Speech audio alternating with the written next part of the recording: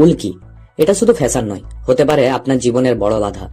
যদি আপনার ইচ্ছে থাকে শরীরে উল্কি করানোর, তাহলে শুনুন 24 বছর বয়সী এই তরুণের জীবন সংগ্রামের গল্পটা। ইনি হলেন জিয়া আলং, চীনের এক যুবক। 2018 সালে নিজের শরীরকে পুরো ঢেকে দিয়েছিলেন উল্কিতে, মাথা থেকে পা, এমনকি চোখও। কিন্তু এরপর চীনের অনেক পেশায় উল্কি নিষিদ্ধ এবং সমাজে এটিকে খারাপ চোখে দেখে। জিয়ালং চাকরি হারানোর ঝুঁকি, সমাজের কটূক্তি এবং অপমানজনক মন্তব্য শুনতে শুনতে নিজের সিদ্ধান্তের জন্য অনুতপ্ত হন। তারপর তিনি উদ্যোগ নেন সমস্ত উল্কি মুছে ফেলার। কিন্তু কাজটা সহজ ছিল না।